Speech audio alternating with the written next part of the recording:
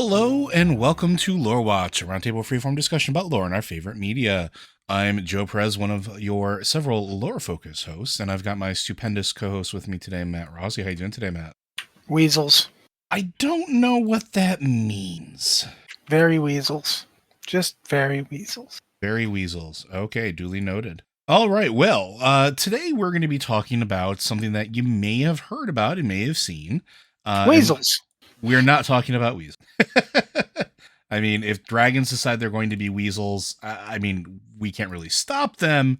But yes, we're not going to be talking about weasels today. Instead, we are going to be talking about the Legacies Chapter 3, which is an interesting development in terms of story, not just for the Dragonflights, not just for the Dracthyr either, but also for the history of, Neltharion and what we know about what he is, what he does, what he did, and kind of puts a whole lot of, I don't want to say spin, but it's an interesting context to some of the things that we've seen in the past. So it opens up with Norzdomu walking through essentially a sand time storm with Emberthal leading or being led to whatever moment that Norzdomu is taking them to.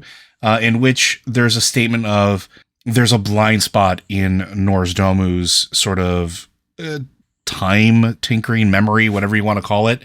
There are events that occurred that even Norzdomu doesn't know what happened. In particular, he doesn't actually know at what point Neltharion became Deathwing. He doesn't know. And I gotta say something here. Go for it. Did you notice what exactly Neltharion does and why? Okay, good. We're gonna get into that. We're gonna get into that. So there's a reason why we're doing a whole episode about this, folks. So it's believed, or at least it's presented to Emberthal, that Norzdomu thinks that the blind spot that he has is going to be centered upon the Dracthyr, and wants Emberthal's help to sort of break through to that moment and relive a moment in history that apparently only the Dracthyr were there for. And so what we get is a flashback, right?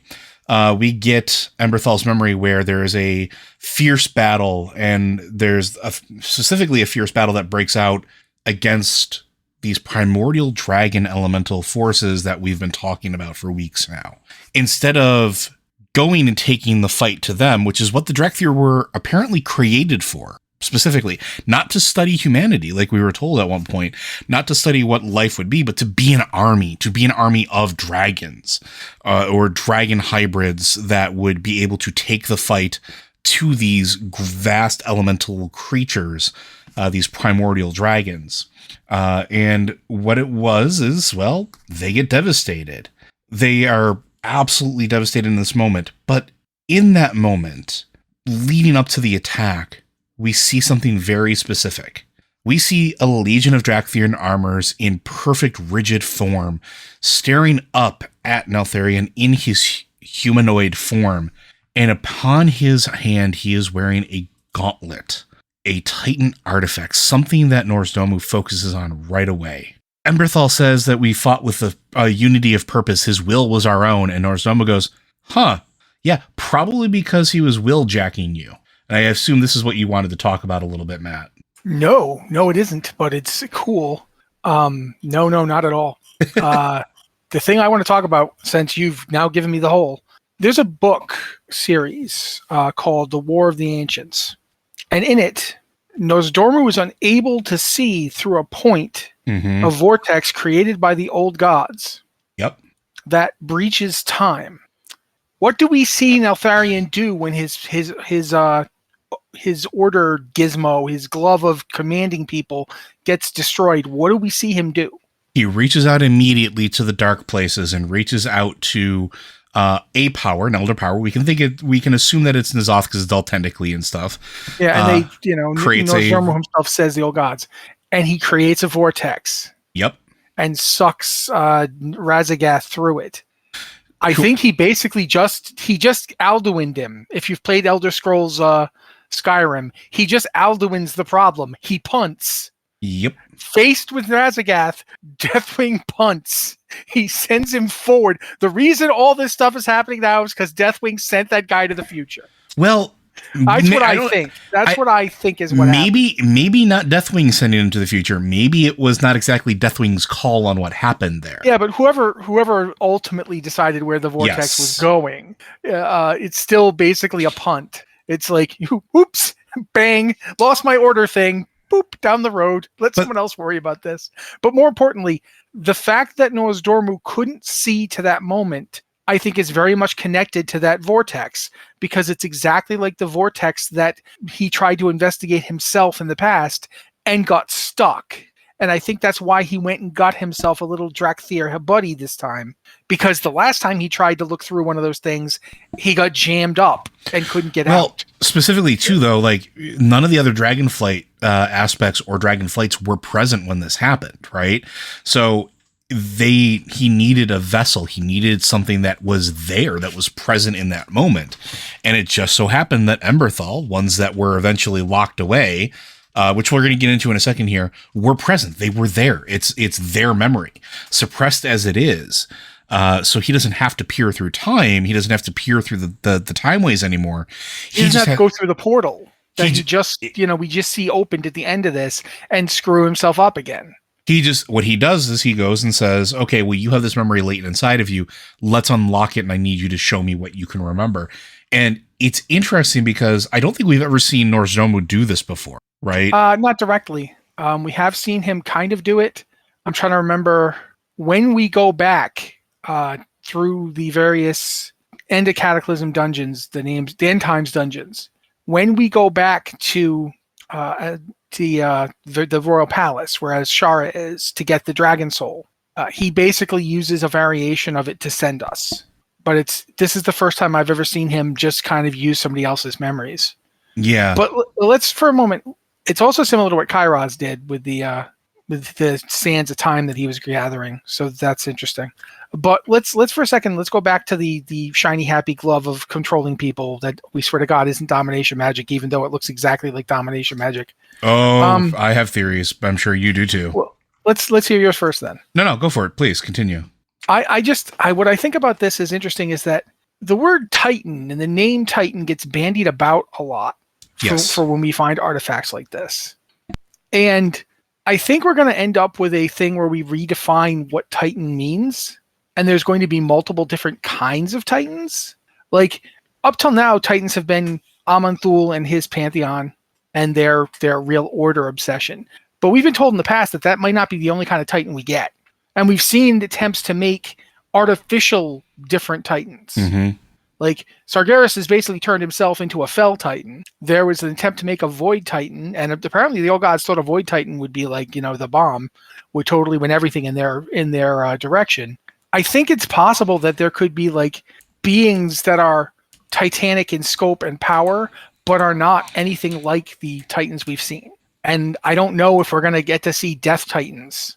And I don't think that the Eternal Ones are Titans, because the Eternal Ones exist in another reality that they're basically integral to controlling and creating. But this reality that we're in right now has beings like the,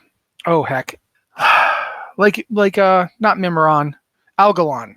Yeah. Like the Constellars. And we've seen that there are Constellars in or involved in the Sepulchre of the first ones, right? We've seen Constellars and we've seen them in Helia's pocket dimension. We've seen them as Harbor, and we've seen they can move between realities. We know that much. And they can be pledged to different powers. Mm-hmm.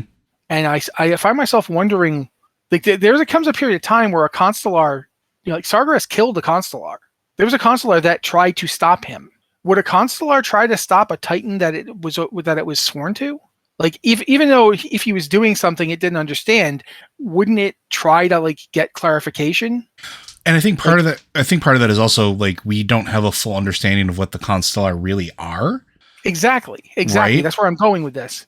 Think about this in terms of what that gizmo we saw Deathwing using was. Where did it come from? Was it? And here's the thing that I've been thinking about. It was it went on one of his hands. Yep. Like a gauntlet or a fist weapon. Yep. And it reminded me of another fist weapon, the Fist of Raden. Yep. Now, Raden shaped and created the elemental planes using that fist. What was, if this other thing is related to it, what was it for? Because we know fist weapons tend to come in pairs. Like when there's pride, there's also glory. There tends to be another fist weapon that goes along with the first one. And I find myself thinking, is this part of the original control structure? Was the attack not to get Deathwing and not to get the Dracthyr, but to destroy that thing before it could be used on them, since they were working for the elementals who were working for the old gods? And then he calls on the old gods, and of course they answer, but it's like, does it feel to you like a Xanatos Gambit? Almost. A little bit. Like, you know, if Deathwing calls upon them, sure, we'll answer. We'll do what you want. Because now we've got you.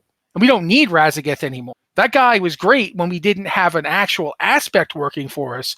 But now we do. So, sure, yeah, he can go off somewhere. It's a devil's bargain, right? Like, it's essentially what it winds up boiling down to in that moment. But but not just that. I think there's layers to it. Yeah, exactly. I think when I'm looking at it, the thing that keeps coming to my head was that it reminded me very much of when Illidan was working for Kael'thas. Not Kael'thas. Oh my God, man, I'm having a bad day today with this. Kil'jaeden. Yes.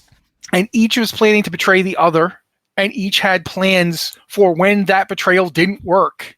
And I'm sitting there going, Deathwing doesn't kill them. And it's even called out in the video that Neltharion does not kill the Dracthyr even after he can't control them anymore. Yeah, so I want to talk about that a little bit too before we start going into some speculation. I want to finish going through the short a little bit. So in this moment, we then see what happens is essentially a betrayal. And it's the betrayal of Neltharion to the Dracthyr because the Dracthyr are no longer useful to him. Now, whether this is his idea or whether this is the idea of the old gods that are now whispering in his head, telling him to do so, he approaches the Dracthyr. And originally we had thought that maybe it was like the blue Dragonflight that had locked them away. And we speculated about this because there were some things that were present in the Dracthyr starting area that didn't exactly make this clear. But it turns out that he basically walked in and used his magic, or magic that is much more arcane in nature from what it seems like, to lock them away. Maybe similar magic to what was used, I don't know, to imprison old gods that decayed over time, just as the Dracthyr's magical bindings are breaking down now. There's a lot of similarities there. But he locks them away and then goes about his maniacal deeds. But again, at this point, the rest of the Dragonflights are not there. And so when the Dracthyr are waking up and they understand that the Dracthyr were created by Deathwing, they're nervous because they don't know what happened. We've seen other creations of Deathwings in the past. We've seen armies that he has created of mutations. We've seen entire Dragonflights created through his cruel experimentation of him and his bloodline that have assaulted the Dragonflights. Don't forget, Altraxian existed. Altraxian went hell for broke against to the Dragon Temple, the Wormrest Temple, and attacked it. We fought it there. We had to fight it back. It was going for the aspects. And it's an interesting thing to see, like, why exactly everybody would be so worried about these little humanoid dragons. But what I find also equally interesting is how tender Nozdormu is in the moment of the revelation of the betrayal. Nozdormu could say a bunch of things. He could be, you should have seen this coming, or, you know, it's your own fault, or whatever other empty, mean thing he could possibly have said. Instead, he's essentially comforting. I understand that this is hard. This is terrible, but there's a reason you were locked away. Why? Think. Why would he fear you? Why would you be a thing to be locked away? You said you were devoted to him. He must have understood that. So why? And there's a moment of realization that he essentially gives Emberthal hope again. He gives Emberthal purpose throughout this most painful memory, and coming out the other side of, you have a destiny now where you can choose to be what you want to be. You are no longer shackled to Neltharion. You are no longer shackled to Deathwing. You are no longer shackled to whatever device he created. And instead, you can choose your path. You can choose your war. You can choose your fight. While I hope you will help us, I can't make you and I will not make you. And it's an interesting and hopeful moment giving back to Emberthal where that had been taken away for thousands of years. And Emberthal even says at this point, like, there's almost like, we have an ancient enemy that's coming back. And Emberthal says, you spoke of an ancient enemy's return. It is Razageth and the Primalist. That is why we were awakened. So, and then Norzamo says that it seems that Neltharion maybe yet had a purpose for you, but I don't know if that's necessarily true.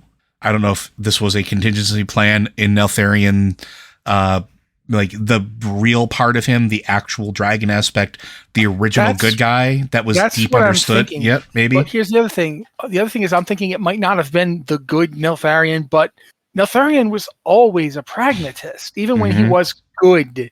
And yes, you've just made a deal with the old gods, but you're not stupid. You know what a deal with the old gods means. You know it's a devil's bargain. Yeah. You know it better than anybody. So they're going to betray you. And you'd better be ready to betray them. You know what I mean? Like betray them back. And I just keep thinking about this. It's Desdemona and Xanathos all over again. Yeah. Like, oh, sure. Yeah. You betrayed me and I have also betrayed you. And, you wouldn't respect me if I didn't. It's kind of like Ashara and N'Zoth, really. And I think it would only work on N'Zoth because N'Zoth kind of respects guile in a way that the other old gods wouldn't. Because he had to use it to fight them in the first place because he was the weakest of the old gods. And we have an inkling that N'Zoth was the one that really sort of like tickled the brain meats of Deathwing to sort of push that over the edge, right? Yeah, from the beginning, we've always known that it was probably N'Zoth. Because he always works through subtlety, yeah. Yeah, the first time we even hear about N'Zoth is through that whole section. Yeah. But it's like one of the things that keeps coming back to me about that object, that gauntlet, whatever it was, and its connection to quote-unquote order magic. And that this order magic, I don't think that the Dracthyr were controlled. No, I think their natural tendency was amplified. I don't even think it was that, although that's not a bad way to put it. But I think the way that this device worked was it created consensus. Okay, yeah. How do you create consensus? So you get everybody together discussing things, right? That's how we do it. But this artifact allowed him to do it instantly. I have a different take on this, I think, and I want to present this. And we'll find out what it's. Go ahead. I'll come back to mine when you're done. No, go finish. I'm looking at the scenes where she says suddenly everything became confusion, and I think what happened was when he was using the artifact, he wasn't imposing his will on them because then they'd just be drones, and he doesn't want drones. What he was doing was linking them so that when he had an order for them, they could immediately take it, digest it, and come up with ways to execute it. That's the difference between a drone and a soldier.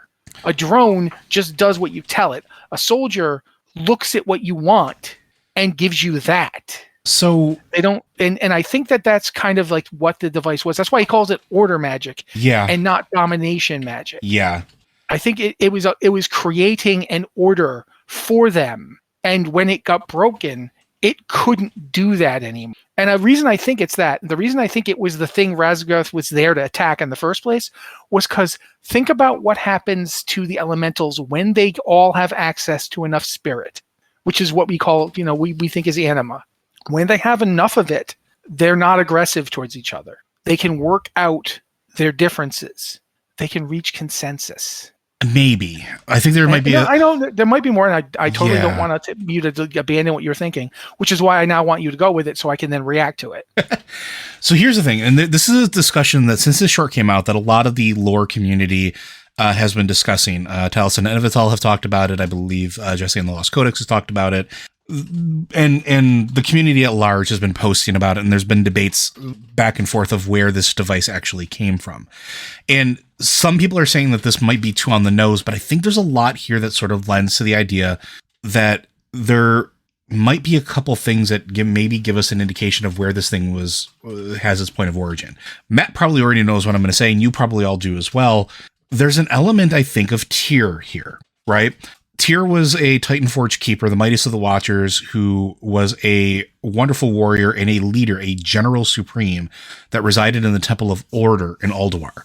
He lost one of his hands fighting against one of the greatest corrupted creatures that we have ever been told that has existed. We don't know what happened after that. We don't know if that particular part of him was dissolved inside of Galakrond. We honestly don't even know where his body is because it certainly isn't underground. And some of the arguments have made is, well, Tyr is absolutely gigantic. It can't possibly be his. But what if it's based off of what was left of Tyr's body? Or at least in that particular case, his hand. What if that is exactly what Neltharion went and did? Went to the place where Galakrond's body fell. He can do it. None of the protectors of the Dragonflight that are stationed around there are going to tell him no. Not at this point. He's a well-respected dragon aspect, a warder of the deep places. They know that this is his domain. They're going to let him do what he wants to do. Maybe he goes and retrieves this artifact thinking he needs something like this. He needs a little more order magic, a little more power to make everything sort of work together. And two things happen. One, he finds what he's looking for and refashions it, which we know makes things stronger or more pronounced. We've literally been told this for 3 expansions now. Whether it's Rune Blades, whether it's Morn Blades, whether it's the Crown, the Helm of Domination into the Crown of Wills, whether it's Rune Magic in general, everything that gets broken and reformed tends to be stronger or more amplified in a purpose. But Galakrond was corrupted. What corrupted him? We have said that it's old god or necromantic influences. If it was old god influences, that's a really good way of introducing that little tiny voice. If it's been sitting in a festering corpse that the old gods have been sort of like into for a while now, and he repurposes it, that little tiny voice at the back of his head as he's wielding it that says, yeah, you can go ahead and do this. This is consensus maybe, or this is you making your will known. Because it always struck me, maybe not necessarily as will jacking to what you were saying, but as further order of a general being able to give direction to every soldier at the same time, right? There's that line that Emberthal says, it was as if our wills were one. Well, this is something that we do in real life with telecommunication. We have communications officers inside of military groups that sort of act as the center points that allow information to flow back and forth. And that's what allows armies to move in unison and work together in concert. Well, this is sort of the Azeroth version of it, right? And having something that's based off of maybe a Titan Watcher that was known to be a great warrior, that was known to be associated specifically with an aspect of order, would not be out of the question. And I think there might be something there with it, where maybe that's where the root of this is. And I'm not saying that's the complete story with it, but I think it solves 2 problems of where did this magic come from and how did the old gods get out their hands inside of Deathwing to begin with? Because it's a subtle thing, right? It's not an overt thing. And maybe he knew they existed because they were imprisoned. Maybe that information was entrusted to them. I don't know if we ever actually had confirmation that the aspects knew that there were old gods chained inside of Titan facilities or not. I don't think we have confirmation of that. I think we've made a lot of assumptions about that. But yeah, I can't help think that this is something that once belonged to Tyr or was a part of Tyr. And I can't shake that feeling. Yeah, I don't think those two things are necessarily contradictory, because you know what this reminds me of the most of anything? Battle meditation. Yeah. If you guys don't know what battle meditation is, it's from Star Wars. It's a Jedi, I don't want to call it art, but I don't know what else to call it, a Jedi ability with the Force that's considered one of the most dangerous, but it's a light side ability. It's not a dark side. There's never been a dark side user who had battle meditation. It wasn't taught to them, and they couldn't, if they didn't already know it, they couldn't learn it. And very few people could learn it, in fact. It was so rare that when somebody was found to have capacity with it, oftentimes there wasn't anybody to teach them. They had to just figure out how this worked by themselves. If you've played Star Wars Knights of the Old Republic, you saw battle meditation in action.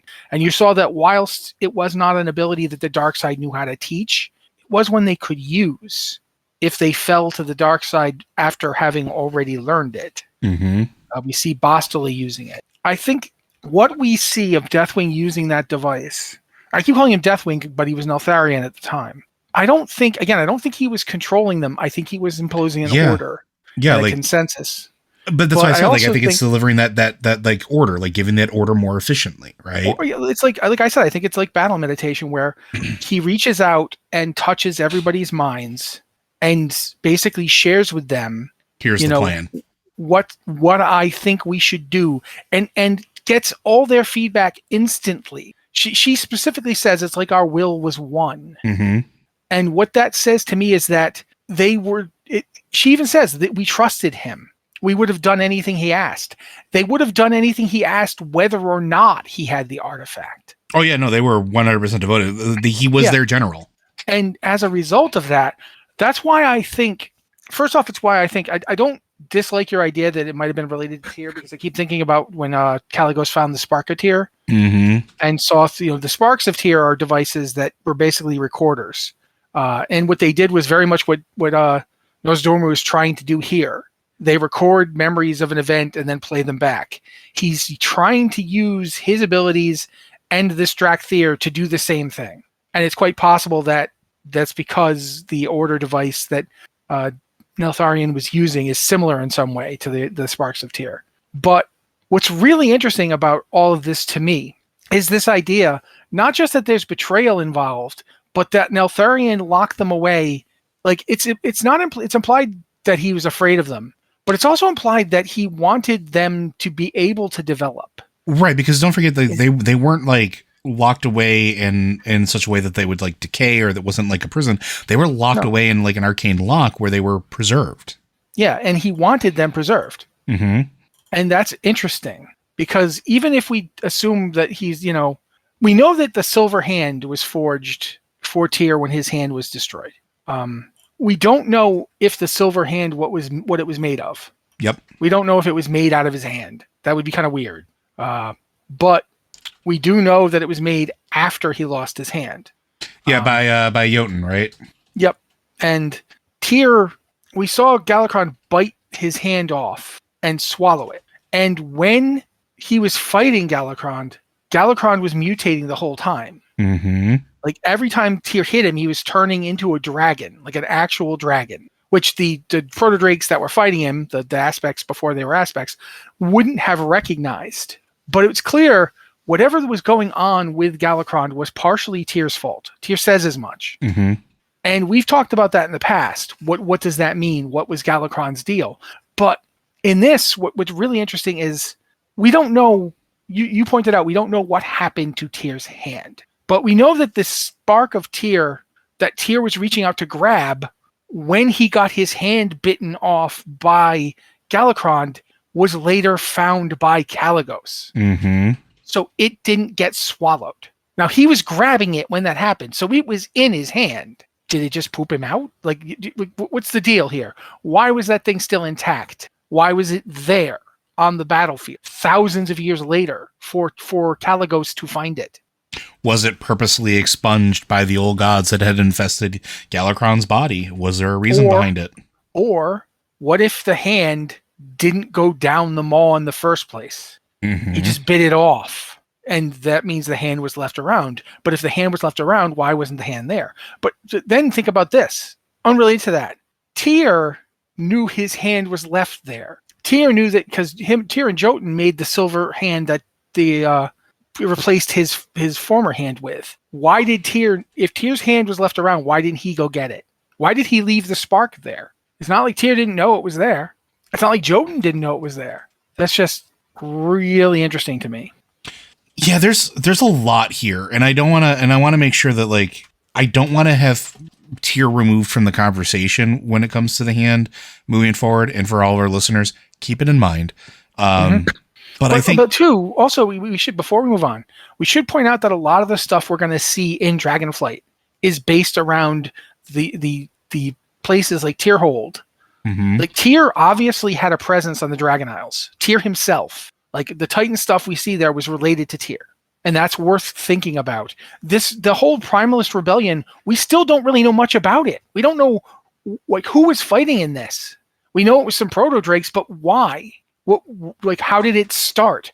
Because one of the things that's fascinating for me about all this is that some people have tried to accuse these legacy shorts and Dragonflight in general of being of retcons. And in the classical definition of the term retcon, they are, because it's continuity that we didn't know up to now. Mm-hmm. But it's not changing anything, because previously we have for WoW's history is before 10,000 years ago, various things happened at various times that we don't, it's myth and legend stuff. There's never a date given, and nobody talks about how long between these events were. We don't know how long the aspects were aspects before the Sundering, which took place 10,000 years ago. We don't know how long there was between Galakrond and that happening. We have no idea how long the history of the dragons is. Yeah, and I think that's another thing that is sort of important, and why I think the shorts involving Norsdomu are important as well, right? Because time is the one thing that we don't generally have a scale that we can hold up and measure against. We know not relative before 10,000 years ago. Not before 10,000 years ago. We can measure that, but so much happened before that. So much could have already been set in motion. There's so much that we don't know. And there are beings that would be able to tell us about that. And now we're starting to get a little bit about that. But we don't know how long, like in this particular case, we don't know how long the Dragon Isles existed, really. Yep. Well, I mean, the Isles probably existed before the dragons even went there. And it may have been a Titan facility before the dragons went there. It might have been something Tyr gave them. Exactly. Right? Like, you guys are going to need this now more than I do, because now you're in charge of defending the world. It's no longer my responsibility. If Galakrond is Tyr's fault, the Dragon Isles might be where Galakrond was originally affected by whatever was affecting him. And what would happen if Neltharion... Also, dude, you're going to take the hat off because the thoughts are just beaming across, and I need to be able to think my own thoughts. Because we're on the same wavelength here, and I love it. It does kind of seem like that. But that's the thing I love about this, too, is, right, because when I said at the beginning of this that this starts to color everything that Deathwing started to do and everything that his children did for years to come afterwards, this is where you start to really see it, because, again, it all boils back down to Tyr. If Tyr was the one that was experimenting with Galakrond and is the reason that it happened, and if that happens to be on the Dragon Isles, which I really do suspect it was, that means he's got a laboratory or a system or something there very similar to what we saw in Uldir, right? In Uldir with Mother, when all that stuff was going on, it was a test facility. It had rooms and containment set up to mess with arcane and biological substances and mashing them together. They accidentally created an old god. It cannot be the first time that they've messed up like that. And Galakrond is proof that it's very likely, that is the first mess up, or at least the most public of them. But if it happened on the Dragon Isles and all of a sudden Tyr's gone and all of the Dragonflights are left to inherit all of these facilities, Neltharion is a keeper of the deep places. He's going to go places that the other ones wouldn't even consider going. Norsdomu is going to be dealing with time. He's going to be dealing with the chamber that we are shown on the Dragon Isles in the shorts, where it looks very similar to the Mogu creation engine, by the way, where it seems like that is a convergence point for the pathways, potentially. At least that's my assumption. That's my tinfoil hat guess of what that is. You have Alexstrasza, who's concerned with life and is going to be more focusing on what's on the surface. You have, why can't I think of his name now? Not Caligos.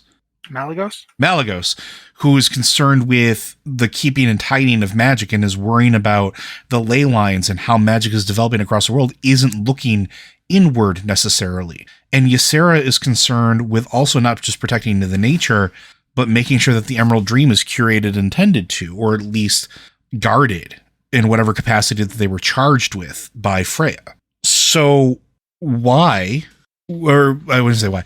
So Neltharion traveling into the earth and wandering around this place and learning as much as he can about what Tyr did makes sense. And now look at his further experimentations. Think about this while we're talking about this. Yeah, maybe there was some corruption from whatever. If Tyr went and got a piece from, the whole hand of Tyr getting bitten off by Galakrond thing, if that's where that artifact came from, then yeah, there might be some god corruption from that. But let's assume for a moment he didn't. That it came from somewhere else. Maybe he just took a piece of Galakrond when he went and got his hand back and brought it back to the lab. Or maybe he never went to Galakrond. Maybe he didn't do any of that. Maybe that's just speculation. We don't know. Sure. But we do know this. If the place where Tyr changed Galakrond was on the Dragon Isles, and if, as seems likely, Neltharion went down in there, because we know Neltharion has a lab on the Dragon Isles, because we're going to go to it. It's a dungeon. Yep. So think about this for a second. was that Tyr's lab first? And did he basically go in there and and the first time he contacted the idea of the old gods was when he went into that lab and saw Tyr and Mother and others were working on some kind of containment for these necrophotic parasitic entities. And he's like, what are these things? Like, why are they in the earth? That's my domain. Like, did he already know they were there? If he already knew they were there, then you bet your money he was going into that lab looking for something about them. Mm-hmm. Because if you're in charge of the earth, you'd want to know everything you could about these things. And if he didn't know about them, that's the first crack right there. That's the first, you start wondering, maybe the Titans don't have my best interest at heart when you find out that they locked horrible monstrosities in the place they have you guarding and didn't mention it. Yeah, because that's the other thing. Like, the dragons never really talk about the old gods, right? I mean, they talk about them in terms of the old gods are attacking, we must stop them. But there's not a lot of, oh yeah, the old gods, here's everything we know about them. Mm-hmm. We've never heard like anybody say, well, we first found out about the old gods at what point? Like, that has never come up. And it seems granted, go ahead. I was going to say, because like in the interactions, it seemed like they knew about it because of what happened with Deathwing. And it feels like they knew about it after the fact. Like, I'm picking up what you're saying. It seems like something that they maybe should have been told, but it feels like they weren't told. That they weren't told that these are horrors that exist that might come back to haunt you. And possibly they weren't told about them just because the Titan Forge thought that's our deal to deal with. Mm-hmm. Your deal is stuff that comes from Azeroth. You handle this, we'll handle that. But maybe it was simply an oversight. Or maybe they did get told about it. We just don't know yet. But regardless, however it worked out, there's so many different ways that the contact could have happened here at this place in this lab. Or, do you know what I'm saying? Like it feels an awful lot like this is also involved in where this Primalist rebellion comes from. Yep. Like if Tyr was experimenting on drakes, he might have done some stuff to some drakes, or the experiments themselves might have caused something, or even if just the drakes themselves were like, this dude's sketchy. We don't want anything to do with these people. Well, think about it. It's clear. One of the Primalists even says that they're going to cleanse Azeroth of the Titans' interference. Yes. Right? Yeah. Oh, yeah. But I mean, that's what I'm saying. Like, it's interesting because when you take that thought and you start looking at the other things that Deathwing did, look at his other labs, look at his other experimentations. The first real look that we got into it was not necessarily the Blackrock Spires, but it was Blackwing Lair. And in Blackwing Lair, there's all manner of laboratories. There's an entire section that is literally beacons and burners and everything else. And there are... Okay, I gotta kind of disagree with you. I think it is Blackrock Spire because of the Gith encounter. Oh, yeah, that's true. I mean, granted, Gith is like outside the door to Blackwing Lair, but nevertheless, the first time we go in, we see not only is Nefarian, there is Lord Victor Nefarious egging on Rend, but he gives him a freaking chromatic drake to ride around on. Yeah, chromatic drake eggs. Yeah, I totally forgot about the chromatic drake eggs, but like that's what I was just kind of confirms your theory. It absolutely confirms your theory. The centrifuges with all the dragon blood in them, the dragon corpses hanging from chains, Cro-Magnus, all of that. Yeah, absolutely. Gith himself. Gith is a fully functional chromatic drake. Yeah, all of the Draconoids that we encounter, like everything about this place is just further. It's showing sort of. I don't want to say an evolution of what he did with the Dracthyr, but it very well may be. Where did he even get the idea for the Dracthyr? And going back to your thought, if he did find Tyr's lab, that would make perfect sense. If he's looking at this experimentation and seeing how Tyr is applying, let's say, elemental forces to natural occurring creatures on Azeroth's surface, and oops, accidentally Galakrond, or oops, accidentally ticks off every of the elemental drakes because maybe he was capturing elemental proto-drakes or elemental drakes and experimenting on them with the Curse of Flesh, trying to turn them into something else, because again, we don't know where Galakrond came from, but we don't even know that Tyr did Galakrond against his will. It's quite possible he just rocked up to Galakrond and said, look, you're apparently the most well-regarded of your kind. How would you like to help shepherd them into a new future that would have taken you, eons to get to without me? Yeah. And Galakrond's like, yeah, I like helping my people. I like to organize hunts and give my people food and be an inspiration to them. Sure, yeah. What do I have to do? And then next thing you know, that didn't work. Right, because we're told that the five proto drakes that become the aspects are the most intelligent. That doesn't mean they're the only intelligence, right? Yeah. And for that matter, I mean, again, it's said multiple times that Galakrond is well respected among his kind. Mm-hmm. Like, and that he helped them. He was considered, up until he suddenly came back and was a monster, they liked him as much as you like anybody who's a big dragon thing. I mean, they weren't like exactly having parties, but, you know, he organized hunts. That sounds, you know, and there's a debate that when the proto-drakes know Galakrond's doing stuff, they have a debate. They discuss it. It's a lot. It makes orc moots seem like, you know, centerpieces of erudition, because they're not exactly like sitting around and having well-reasoned arguments. They're basically just yelling at each other, but it's still something. They were obviously already there. I can see why he picked them, you know? Why would he pick dragons and not any other group? Well, he didn't pick humans or dwarves or anything because they didn't exist yet, and they're just Titan forged anyway. Why would he pick his own kind? He's looking for something that seems native to Azeroth. And proto-drakes may not be native to Azeroth, but they're certainly part of it. And they're organizing themselves. And this is in the past, way before anybody else did. There's no troll empires yet. Mm-hmm. There's nobody. Of course he's going to pick these guys. And so there's so many different ways this could have come about. It's really fascinating because this is so much we don't know, but it's tantalizing how it falls together. Like your point about the Hand of Tyr, I'd never considered it. What if it literally was? We've got the Fist of Ra-Den. Yep. Maybe it is the Hand of Tyr.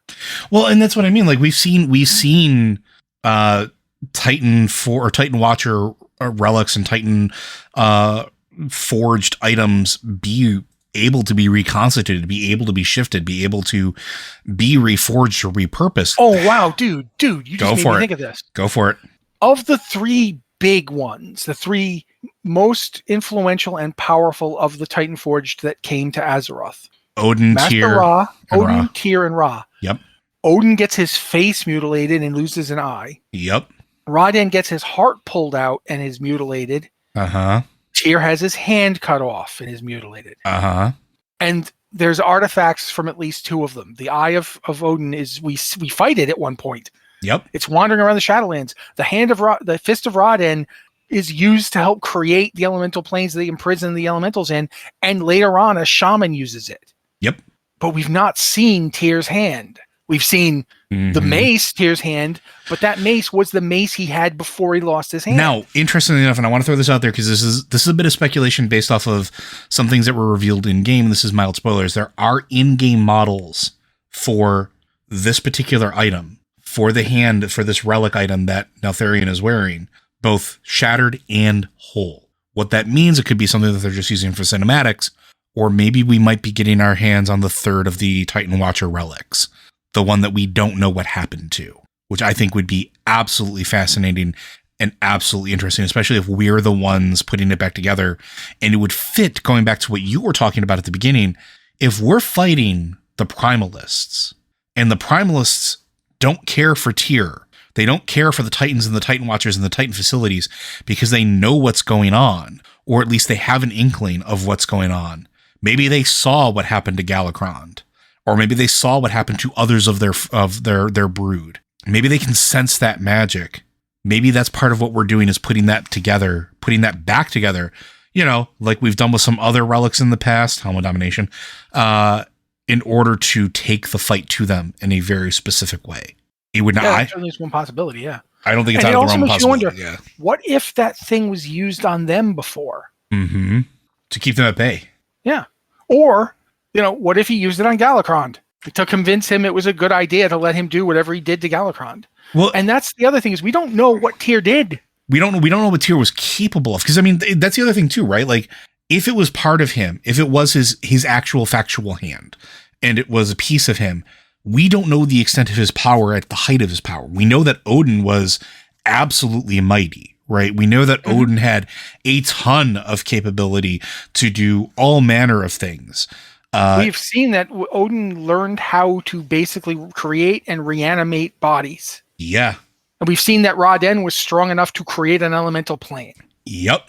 I mean, Helya helped him design it, but he executed built it. Yeah. He's the one that made it. Now, think about the fact that of the three, Tyr was the physically most powerful of them. And they were all strong. I mean, Odin and Tyr went in together and smacked around. No, was it Odin and Ra? Was it Odin and Ra or Odin and Tyr who smacked around? Odin and Ra went after Ragnaros. Okay, yeah. So Odin and Ra went in after Ragnaros. But think about Tyr is supposedly better at that than they were.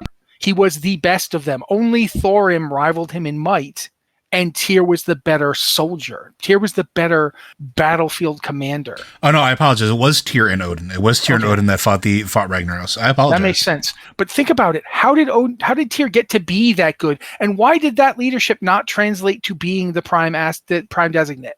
If Tyr was the physically strongest and best general, was it because he did this to the Titans, the Titanforged? Is this the way the Titanforged fought? They linked up through Tyr? Which would explain sense, why Tyr is in the Temple of Order, wouldn't it? Yeah. Like, when not at war, you don't need someone to lead like this. I mean, heck, look at Roman history. The whole concept of a dictator, before it turned into what it is today and we all hate it, the original Roman concept of a dictator was, okay, we're at war. That guy's at charge now. The second we're not at war anymore, we don't have to listen to that guy anymore. Yeah, it's literally the person that is reciting, giving orders, right? He's dictating what's going to happen. Yeah. Yeah. And that's what we're looking at. It feels like. And I can't stop thinking about that too, because the Temple of Order is broken by the time we get there. Oh yeah, it's destroyed and there's stuff coming up out of it. And it's separated too. What's that? And it's empty. It's the only one that doesn't have any sign of anybody having been there. Yes, it's been cleared out. Why has it been cleared out? And it's separated from the rest of the Ulduar facility. It's no longer linked with it as well.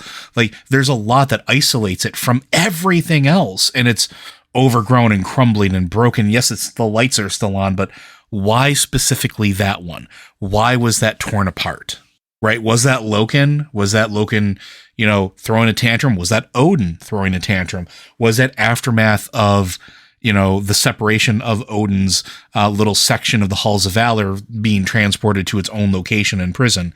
And there's also a point that's made, I looked at a couple of different places, so we looked it up. One of the points that's made is that there's no specific sign of a struggle. Yes. Unlike at other places, when Tyr lit out, and we know where Tyr went, but when he lit out, he left the place just there. He didn't do anything to defend it.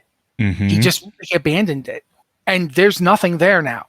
But I like I like your idea though, and this is kind of where one of the core things that I think about too with this is the idea of sort of the Titan Forge being able to sort of link together with the sort of Watchers and the generals of it, because we know that they waged war against the Black Empire. We know as an opening act, they subdued all the elementals and the elemental lords, who are power itself. The elemental lords are raw elemental power, and they fought those guys at their full, not at like some avatar, not some form that had been beaten on the material plane and then was trying to regenerate itself when we showed up. They fought them at their prime. And even the old gods couldn't beat them physically. The old gods used magic to constrain them. And that's something to keep in mind, because what did they use? The Cipher of Damnation, mm-hmm. which sounds an awful lot like domination magic to me. But I'm just a simple caveman, lore fiend. But think about this. They used something that dominated the elementals and controlled them. The Titans show up, say, "Oh, we can't just go down there. We'll ruin the place." And so they send down the Titan Forged in all their different, with the Titanic Watchers and the top as the commanders, but they're orderly beings. Wouldn't they want to make an army that was similarly orderly? Yeah, but I mean, how do you ensure it? Right? How do you ensure it? Yeah, how do you ensure it though? Because you can't get down in there. It's like when we build nanotech, which we have done. It's nothing like in the science fiction yet, but we've built microscopic robots and we've used them to do things. So we program them and then slave them to a master unit. And it's. I think this is where what we're looking at. Yeah. The ability to say, okay, we're at war now. I'm the master unit. You got to do what I say. You plug it's in, important. But also you plug in as sort of like that central check-in point, right? Exactly. Do you remember when Diablo 2 Resurrected couldn't get through the login process because it was using the original code Yep. for before BattleNet existed? What if that's what Tyr is doing, or what this device does? It goes back to, like, forget all this newfangled stuff you've evolved. I'm going to push this thing here that is primal to you, that is central to thinking. Now, the interesting thing is going to be whether or not we find a place on the Dragon Isles, in Tyr's Hold, in everything that we find here, that is a replacement for the Temple of Order. Or, Mm-hmm. You remember how you were talking before, a couple of shows ago now, about how Ulduar didn't join in? Yep. Because imagine, like, that means, think about what Tyr would have said about that, had Tyr been around to do anything about it. And think about what the Temple of Order could have been used to do. Like you've pointed out before that it's just sitting there.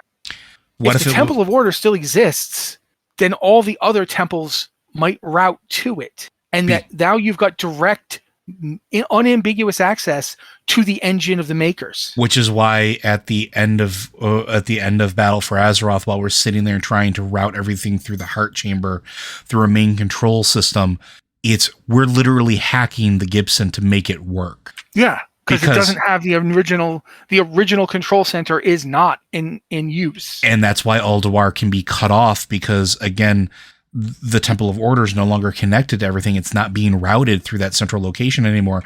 Talk about it being empty and broken and having it being separated from the rest of Ulduar. But it's because of that Mirmar can go, nope, hanging up now, and then just cut off that facility.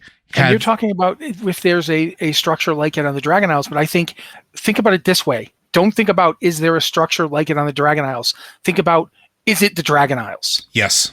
What if the Dragon Isles entire was that structure? It was the place where he went, that the Temple of Order would have just been, like, for lack of a better word, I'm trying to think of the right way to put this. The Temple of Order would have just been the first connection node between that facility and Ulduar.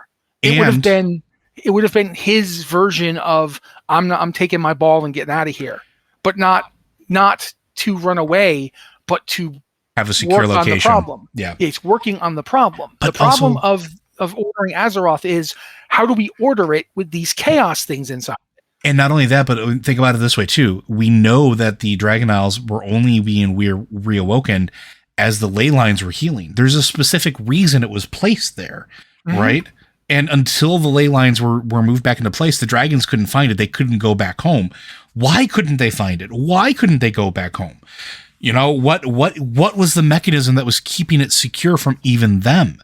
And was that the natural order of it? Was it Tyr's hidden oasis that still tapped into the nexus of ley lines that connected literally every Titan facility? Because pretty much every Titan facility, if we were ever to get a map of the ley lines of Azeroth, I'm almost willing to bet every single Titan facility was placed at either a nexus or a junction point of all of the ley lines before Azeroth exploded. Yeah, but dude, what if we have it backwards? Oh? What if, I'm sorry, I wasn't pushing the button. I was so excited. What if the reason that we could only find it now wasn't because the ley lines weren't connected to it and therefore couldn't be sensed or whatever, but what if it's like an artificial concentration of ley lines? What if Tyr worked around because when they're ordering Azeroth. That's the whole thing they're doing, is ordering Azeroth after the Black Empire falls, right? So one of the processes of ordering it is to channel back as much energy as you can to the big wound that was created when they ripped Y'Shaaj out, right? When Aman'Thul reached down and goes, pluck, he accidentally thought, I'm just going to get that pimple, and boom, the thing exploded, and there's gunk everywhere, and there's this big hole, and he's like, oh man, that's not what I wanted. So they're trying to organize everything, order it, and get as much power as they can back into Azeroth, much like when the Azerite's coming up out of everywhere, we're trying to get it back into Azeroth. We're trying to feed it back in, right? What if the Dragon Isles are this natural wellspring of that power that got pulled away when the sundering happened? They got cut off, and the power there was being used to create all the stuff that Tyr was doing, right? And so when the dragon, the dragons are like, something bad's happened, we have to go try and save the world, and left and put the Titan Watchers in charge, we see them do something. They seal the place off, right? That's the original cinematic. We see them do something. That's them cutting off the Dragon Isles from the leyline network and channeling all of its natural leyline nexus power back into it. Into itself, to basically hold it in abeyance, to pull it away. And so it's isolated. When the sundering happens, it's not part of the leyline network. But when Azeroth is healing from the offense of Legion, when it's healing from the sword wound, when it's healing from all that Azerate stuff, Azeroth reconnects the leyline. And think about it this way too, like going on that same front, like people have been saying, like, we sacrificed our artifacts and did all this thing with the giant sword in Azeroth and nothing's happened from it. Yeah, I'm going to go ahead and posit that something has happened from it. And going with what Matt's saying here, this is something I've been thinking about too. It's been healing. And what happens when you heal one thing? Your body tries to heal everything. Yeah, I mean, one of the things about healing that's so fascinating is that healing isn't you just grow back new. Healing is you grow new tissue. You can actually... The reason scurvy exists is because the collagen in your healed wounds can fall apart if you don't get enough vitamin C. So if Azeroth is attempting to repair itself, it's building new stuff to do it. It isn't just, here's my old stuff back again. Of course not. The old stuff's gone. It has to make new stuff. And the new connections, as it reaches out and finds its ley lines, it's like, what's this thing over here? There's a lot of ley line juice over there. Boop. Now that power is going into Azeroth again, and Azeroth is going into it again, which fulfills the condition and releases the lock. And so they start waking up. What if it's, in fact, the power's been there this whole time? And yes, Siri, I get it. But yeah, I think that's interesting, right? Because like you said, in the cinematic, when we see, and I will forever call him Stony Danzo, this is a hill I will die on. Hold us closer, Stony. But when we see him make his way to the top and light the beacon, maybe it's not a beacon he's lighting. He's turning off the lock, right? He's reactivating whatever the initial purpose was and taking it out of mothballs and letting it do what it needs to do. And that's why the dragons can find it again. And we see him lock the door behind them. Yep. That's the opening. When they're leaving, we get Alex Straza's really cool voiceover. He turns the lights off and shuts the door. And then when he wakes up, it's like, what's going on? And he's like, oh, everybody's messed up and there's lava everywhere. This is not supposed to still be going if I'm awaking. I got to get up there and turn it off. And that's the whole video, man, is him getting up there to turn it off while Elton John serenades him. I have that video, by the way, thanks to our listeners. But I mean, it's fascinating. Like this particular short, and some people are giving these a lot of gruff. They're laying it on saying they're not full cinematics, they're not as good as the other ones. I think you're wrong. The people that are saying this, I think that these are very, very good. It is a different art style than we're used to seeing, but the content is still there that starts to lay out what's to come or what's been happening. And in particular, while 1 and 2 sort of laid the groundwork for what the Dracthyr were and sort of gave you sort of an introduction to the Dragonflights if you weren't unfamiliar with them, which again, I argued is something that needs to be done for people that maybe didn't read those books and maybe are just coming to the game now, because there are a ton of people that started playing recently. The last time we had a major Dragonflight involved expansion was 11 years ago. Yeah, it's been 11 years. Yeah. So, I wasn't even 40 yet. Yeah. I'm now 50, guys. But I mean, think about that. That's 11 years of players coming to the game that, may have missed that or weren't in the middle of that or maybe didn't want to read the book. So you have to have a couple things that sort of set up what the Dragonflights are and why they're important. But now you start getting into the more, I'd say our wheelhouse. It's the more esoteric, the more things that start leading you on and start giving you like the little breadcrumbs of where the story could go and give you deepening of the understanding of characters and things that happened in the past. And I don't use retcon as a negative thing. I'm with Matt on this one. A retcon is literally what goes back and fills in the gaps. And that's what they're doing here. They're filling in gaps, and it's making for some potentially very important, very impressive dragon storytelling of what's already happened, not necessarily just what's going to happen, but what's happened before. Because now I can guarantee. Go ahead. I'm just gonna say there's a big difference between it telling you, filling in the gaps that were left purposely vague or like a paragraph several thousand years past. I mean, a lot of stuff can happen in several thousand years, but they were trying to get to the next big thing that they did know about. This isn't a case of them changing anything. This isn't, oh, the Eridar. Oh yeah. Oops. The Draenei were Eridar. Sorry, but that's what we're going with now. This is very much, we had nothing here. There was a placard saying history to be determined later. And that's what we're getting is a look at what was going on in the distant past. This is, and keep in mind, we have no idea when this was. This is untold thousands. Azshara wasn't even like an idea in someone's head. Two night elves probably didn't even exist yet. But if there were night elves at this point, they hadn't even thought about having a kid yet. Mm-hmm. This is way back. And I think that Joe's right in that a lot of this stuff is coming up. It's not just getting to see the past. It's not just getting to see the future. It's getting to finally see the past. So yeah, I'm really excited for it. And that's one of the things that I think is going to be most impressive about the Dragonflight expansion as we move forward is not necessarily just exactly what's going on now, but it's to me, it's an archaeological expansion. We are unlocking and spending time unlocking bits and pieces of Azeroth's history that one was never volunteered to us and is going to forever alter the relationship we have with the Dragonflights, because that's a complicated thing to begin with. And anything that's here that they knew about that they didn't tell us about that could be a potential danger is going to shift how we deal with them and interact with them already. Beyond just... I can't see it, but I'm nodding when he's talking. Beyond just the Alexstrasza being mad at us because the Death Knights went and took one of her kids. But it's just going to be such a potentially ground-shaking expansion for interpersonal relation on Azeroth. So much is going to be unveiled here. So much about potentially the Titans and what their original goals were. And it could not be what we know. We've been told things, and I say this all the time, and I'm probably going to say this a million times more. Everything is a matter of perspective. It's a matter of who tells you the story.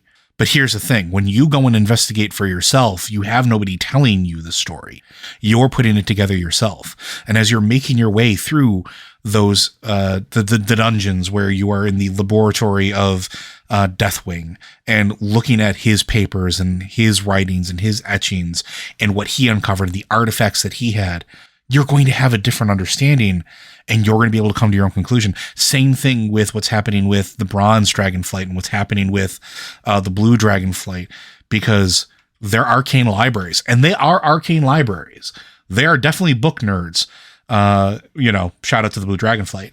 But you're going to learn more about them and about what they were. Because don't forget, by the time we started encountering them, Malygos was already nuts. He was already like going off the deep end. We did not take long to get to him and have to take him out. The Blue Dragonflight's been in disarray for a long time. The Bronze Dragonflight's been basically involved in essentially what amounts to a civil war with itself. Because the Infinite Dragonflight is essentially like, it's not brother versus brother. It's, Ted versus Ted. It's, hi, I'm Ted. Hi, I'm negative Ted. We're going to fight now.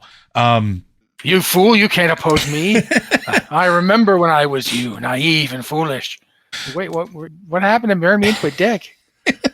So the Bronze Dragonflight's been busy with that. The Green Dragonflight's been busy trying to fight void corruption and the Nightmare for so long now that they've been sort of removed from it.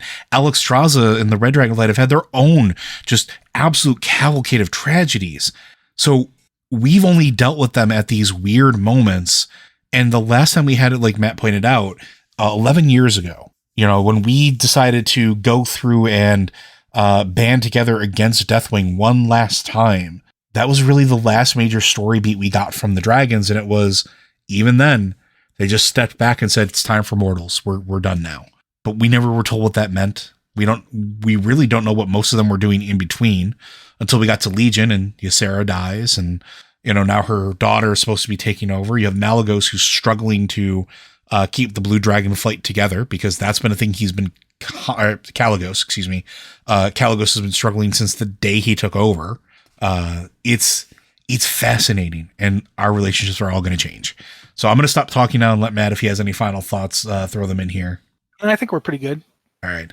I mean, I'm looking forward to seeing stuff like Malagos before the War of the Ancients. Keep in mind, Malagos wasn't just crazy, for a little bit. It was a long time. Malagos spent 10,000 years basically trying to keep his flight going with like only a few dozen members, and would probably have failed due to his complete total grief collapse, if not for Alexstrasza preserving some of the Blue Dragonflight's eggs. And that's the thing. People don't know this. The reason that there are currently black dragons and blue dragons at all is down to Alexstrasza. Mm-hmm. So there's a lot going on here. There's a lot I want to see. I don't think this expansion can possibly hit all of my needs and wants, but I am looking forward to seeing which ones it tries to. And that's pretty much all I think I have to say at this time. Same. Like, I don't think we're going to get everything because there's too much here, but I think it's going to be a really great jumping off point.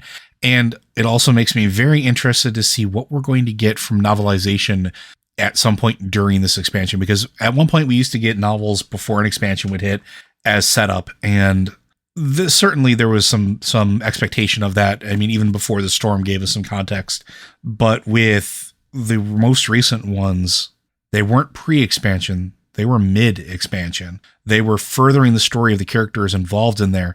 And I am looking forward to see what they choose to show us in game and what gets plucked out and given an entire book worth of attention. Because, I think that's going to be real exciting. But that's going to do it for us this week, folks. Blizzard Watch is made possible due to the generous contributions at patreon.com/BlizzardWatch. Your continued support means this podcast site and community is able to thrive and grow.